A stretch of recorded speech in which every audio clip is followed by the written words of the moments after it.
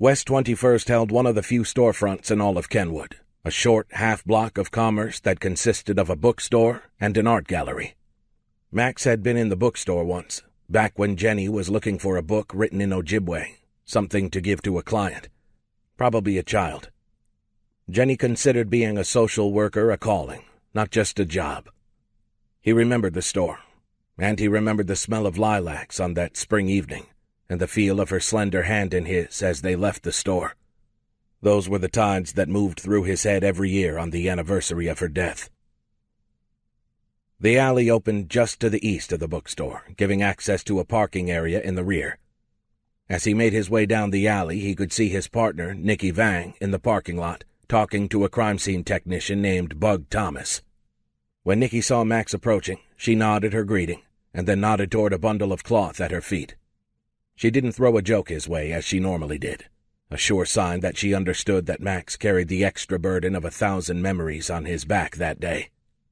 Across the alley from the parking lot, the neighbors had cultivated a wall of trees and bushes and vines, a privacy barrier to keep the bookstore patrons and others from gawking into backyards.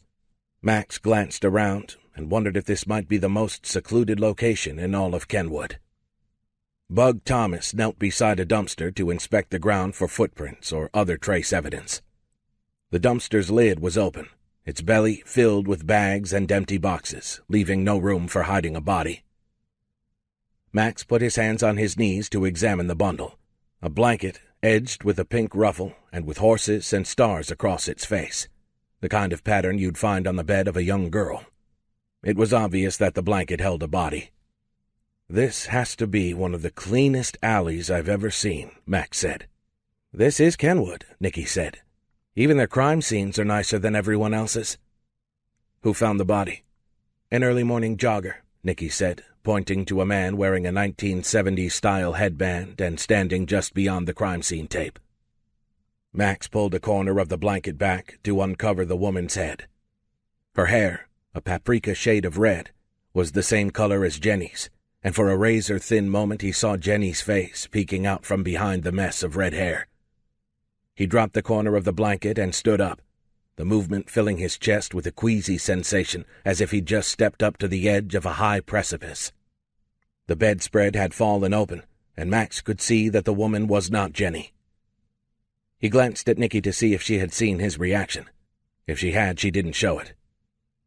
Max replaced the spread to wait for the medical examiner.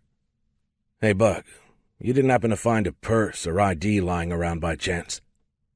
Only in his 20s, Bug looked like he'd just stepped out of a Dragnet rerun with his flat-top haircut and thick, black-rimmed glasses. His real name was Doug, but everyone called him Bug. Max had heard that Bug got his nickname by publishing an important paper on insect entomology. Bug stopped his examination of the parking lot, pausing as if he had to process the question. Then he stood up, giving his full attention to Max before answering, and said, "I didn't find anything yet.